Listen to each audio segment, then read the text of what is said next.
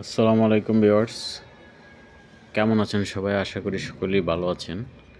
আমি আজকে আপনাদেরকে দিনের বেলায় লাবণী সি বিচে নিয়ে যাচ্ছি।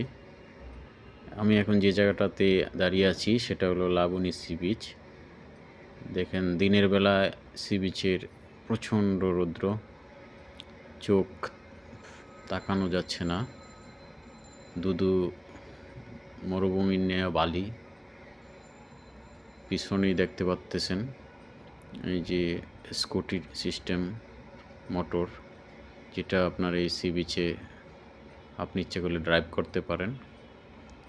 অনেকে আবার দেখেন সি বিচের ছাতার নিচে বসে রেস্ট নিচ্ছে, কেউ বা আবার ঘোড়ায় শোয়ারের জন্য চেষ্টা করতেছে। দেখেন ঘোড়াটা কত সুন্দর। তারপরে কেউ আবার খাদ্য সামগ্রী বিক্রি করতেছে। মানে এখানে বিভিন্ন ধরনের লোক, বিভিন্ন কেউ পর্যটক, কেউ হকার, কেউ ক্যামেরাম্যান, মানে এখানে আপনি বিভিন্ন ধরনের লোকের সমাগম দেখতে পাচ্তেছেন। অনেকে আবার ঘোড়া নিয়ে দাঁড়িয়ে আছে, এটা তার পেশা। কেউ বা ঘোড়ায় চড়ে বেড়াচ্ছে। অনেকে আবার সাগরের এই নীল জলরাশিতে স্নান করতেছে। ক্যামেরাম্যান ভাইরা ক্যামেরা নিয়ে ওয়েট করতেছে পর্যটকরা যদি ছবি ওঠায়, সেক্ষেত্রে তারা ছবি ওঠাতে হেল্প করতেছে। ছোট বাচ্চারা খেলতেছে, বাচ্চা, বৃদ্ধ, যুবক, মানে এখানে বিভিন্ন শ্রেণীর বিভিন্ন বয়সের লোকজন। এই যে ছোট বাচ্চা দেখেন সি বিচে মাটি বালি নিয়ে খেলতেছে।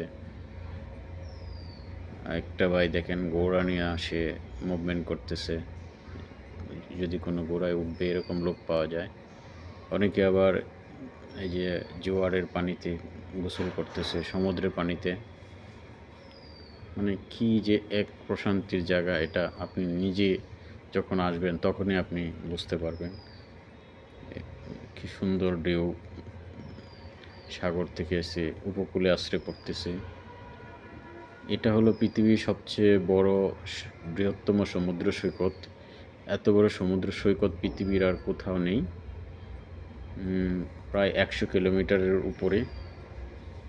এখান থেকে আপনি যদি শুরু করেন তাহলে এটা একবারে সেই টেকনাফের যে শেষ হয়েছে এই সি বিচটা, এই সি বিচ ধরে আপনি যদি এগোতে থাকেন, এই যে এই দিকটা টেকনাফের দিক, সামনে যে সি বিচ দেখলেন,